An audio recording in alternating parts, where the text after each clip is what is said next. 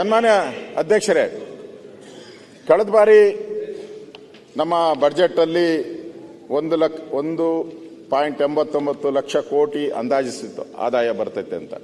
ಅಷ್ಟು ಬರಲೇ ಇಲ್ಲ ಆದಾಯ.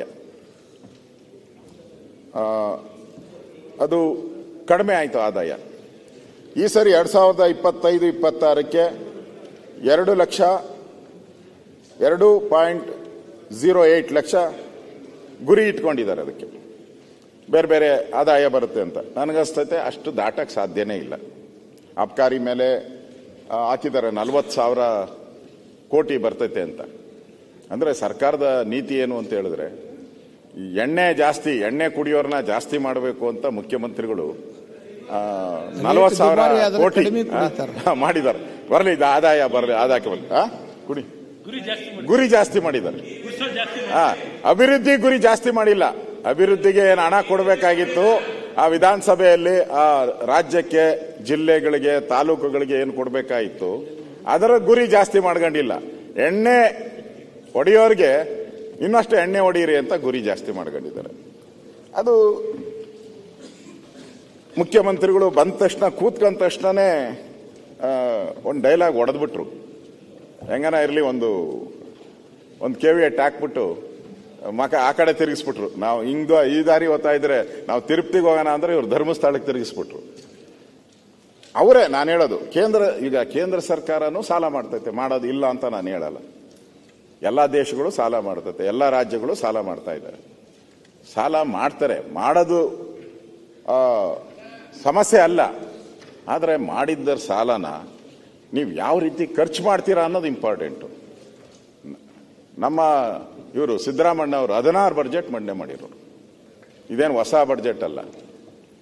ಎಲ್ಲರೂ ಹೇಳ್ತಾರೆ, ಬಹಳಷ್ಟು ಜನ ನಮ್ಮ ಹತ್ರ ಮಾತಾಡುವಾಗ ಕಾಂಗ್ರೆಸ್ MLAಗಳು, ಮಂತ್ರಿಗಳು ಹಾಗೆ ಸಿಗ್ತಾರಲ್ಲ, ಕಾಫಿಗೆ ತಿಂಡಿಗೆಲ್ಲ ಸಿಕ್ಕಿದಾಗ ಅವ್ರು ಹೇಳ್ತಾರೆ, ಮೊದಲು ಸಿದ್ದರಾಮಣ್ಣನೇ ಬೇಡ, ಈಗ ಯಾಕೋ ಒಂಥರ ಔಟವ್ರೆ, ಡಲ್ ಔಟವ್ರೆ ಅಂತ.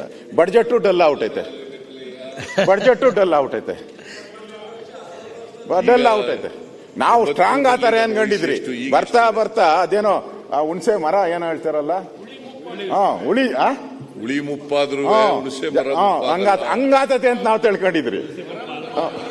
ಸ್ಟ್ರಾಂಗ್. ಇದು ಉಲ್ಟಾ ಕೇಸು. ಮುಪ್ಪಾದ್ರು ಹುಳಿ ಮುಪ್ಪಾಗಲ್ಲ, ಮರ ಮುಪ್ಪಾದ್ರು ಹುಳಿ ಮುಪ್ಪಾಗಲ್ಲ ಅಂತ.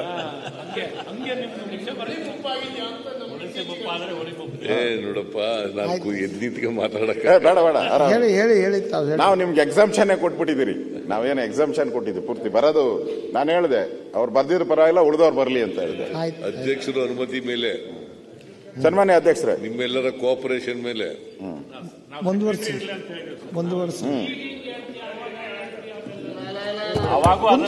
ಮಾತಾಡ್ಲಿ, ಅವ್ರು ಮಾತಾಡಕತ್ತಾರ, ಒಬ್ಬೊಬ್ರು ಎದ್ದು ಬಿಡ್ತೀರಪ್ಪ. ಅವ್ರು ಹುಷಾರು, ಆರೋಗ್ಯವಾಗಿದ್ದಾರಪ್ಪ. ಮಾತಾಡ್ರಿ ನೀವು. ಆಮೇಲೆ ನಮ್ಮ ಹೇಳ್ಬೇಕೆಲ್ಲ ಹೇಳಿ.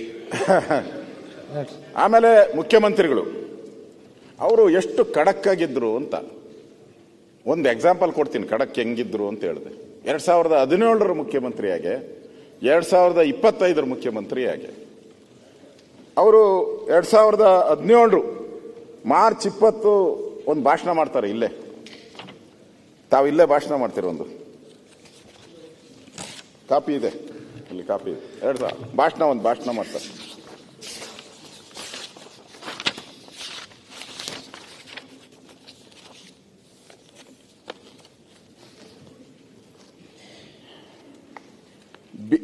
Basis of the availability 2002-3-2017. Basis of the availability, government shell take the loan on the basis of affordability ಎಂದು ನಾನು ಹೇಳಿದ್ದೆ. ನಮ್ಮ ಸಾಮರ್ಥ್ಯಕ್ಕೆ ತಕ್ಕಂತೆ ಸಾಲ ತೆಗೆದುಕೊಳ್ಳಬೇಕೇ ಹೊರತು ಸಾಮರ್ಥ್ಯವಿಲ್ಲದೆ ಸಾಲ ತೆಗೆದುಕೊಳ್ಳಬಾರದು. ಮತ್ತೆ ಇದು ಇಂಪಾರ್ಟೆಂಟು, ಇದೆಲ್ಲ ಇಂಪಾರ್ಟೆಂಟ್ ಅಲ್ಲ. ಇದು ಮತ್ತೆ ತೆಗೆದುಕೊಂಡ ಸಾಲವನ್ನು ಆಸ್ತಿ ಸೃಜನೆಗೆ ಖರ್ಚು ಮಾಡಬೇಕೆಂದು ಹೇಳಿದ್ದೆ. ಅದು ನಿಮ್ಮ ಗಮನದಲ್ಲಿರಲಿ. ಮುಖ್ಯಮಂತ್ರಿಗಳು ಅವತ್ತು ಸಿದ್ದರಾಮಯ್ಯನವರು. ಅಂದ್ರೆ ನೀವು ಸಾಲ ತಗೊಳ್ಳೋದು ಏನು ತಪ್ಪಲ್ಲ, ನಿಮ್ಮ ಶಕ್ತಿ ಎಷ್ಟಿದೆ ಅಷ್ಟನ್ನ ನೀವು ತಗೊಳ್ಳಿ. ಆದರೆ ಆ ಸಾಲನೆಲ್ಲನೂ ಏನಕ್ಕೆ ಉಪಯೋಗ ಮಾಡ್ಕೊಬೇಕು? ನೀವು ಅಸೆಟ್ಗೆ ಉಪಯೋಗ ಮಾಡ್ಕೊಬೇಕು. ಅಸೆಟ್ಗೆ. ಇಲ್ಲಿ ಅಲ್ಲಿ ಕ್ರಿಯೇಟ್ ಮಾಡ್ತಾ ಆಸ್ತಿ ಇದ್ದೀರಾ, ಸೃಷ್ಟಿ ಮಾಡಬೇಕು. ನಿಮ್ ಪೊಲಿಟಿಕಲ್ ಇಶ್ಯೂಗೆ ಕ್ರಿಯೇಟ್ ಮಾಡ್ತಾ ಇದ್ದೀರಾ, ನಿಮ್ ಪೊಲಿಟಿಕಲ್ ಅಜೆಂಡಾಗೆ, ನಿಮ್ ಮ್ಯಾನಿಫೆಸ್ಟೋಗೆ ಕೊಡ್ತಾ ಇದ್ದೀರಾ ನೀವು.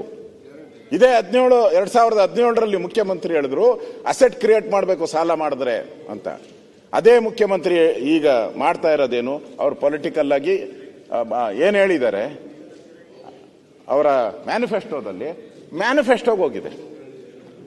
ಇದು ಅನ್ಯಾಯ. ಇಲ್ಲಿ ಮೋಸ ನಡೆದಿರುವಂಥದ್ದು, ಇಲ್ಲಿ ಮೋಸ ಆಗಿರುವಂಥದ್ದು. ನೀವು ಯಾವುದಕ್ಕೆ ಉಪಯೋಗ ಮಾಡಬೇಕು ಅದನ್ನ ಅವರು ಮಾಡ್ತಾ ಇಲ್ಲ. ಅಭಿವೃದ್ಧಿ ಹೊಂದಿತಕ್ಕಂಥ ಎಲ್ಲ ದೇಶಗಳು, ಎಲ್ಲ ರಾಷ್ಟ್ರಗಳು, ಎಲ್ಲ ರಾಜ್ಯಗಳು ಕೂಡ ಸಾಲ ತೆಗೆದುಕೊಳ್ಳುತ್ತವೆ. ನಾನು ಮೊದಲೇ ಹೇಳಿದ್ದೇನೆ, ಅದರ ಆಧಾರದ ಮೇಲೆ ಸಾಲ ತೆಗೆದುಕೊಳ್ಳಬೇಕೆಂದು ಹೇಳಿದ್ದೇನೆ.